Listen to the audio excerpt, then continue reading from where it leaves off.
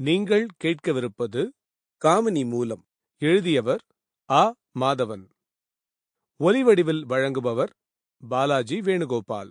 கன்னி மாசத்து கடுமையான வெயில், கன்னி வெயிலில் கடலும் வற்றும் என்று மலையாளியின் வாய்மொழியை உண்மையாக்குவது போல வெயில் கொளுத்தத்தான் செய்கிறது. மியானா லாட்ஜின் விஸ்தாரமான அங்கணத்தில் சாணி மெழுகிய மூங்கில் பாயை விரித்து காயப்போட்ட அப்பளத்தை எண்ணி அடுக்கிக் கொண்டிருந்தாள் கிழவி ஆச்சியம்மாள்.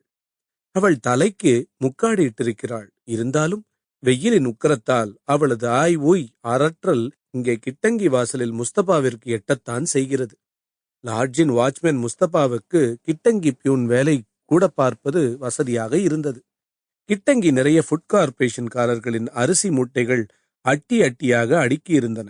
துறைமுகத்திலிருந்து இறக்குமதியாகும் நாளில் 10 லாரி 15 லாரி தானிய மூட்டைகளை தன்னுள் அடக்கிக் கொண்டு முஸ்தபா இழுத்து போட்டும் நவதால் பூட்டினுள்ளே பெயருக்கு அரசாங்க அரசு முத்திரையுடன் கம் என்று ஆழ்ந்து கிடக்கும் அந்த கிட்டங்கி.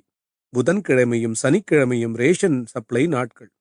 அப்பொழுதெல்லாம் மரக்கடை ரோடு முதல் சவுக்கை ஜங்ஷன் வரையிலும் மாட்டு வண்டிகளும் லாரிகளுமாக அல்லோலப்படும்.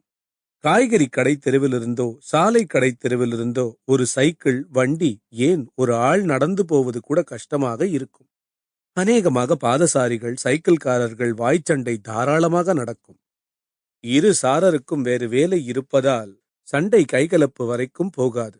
அட போங்கப்பா, பின்னால வண்டி நிக்குது, உங்க சச்சரவையெல்லாம் புத்திரிகாண்டம் மைதானத்துல போய் அமர வச்சுக்கிடுங்க என்று யாராவது வண்டியாள் பின்னால் இருந்து முடுக்குவான். சண்டை களம் கலைந்துவிடும். அன்று வெள்ளிக்கிழமை.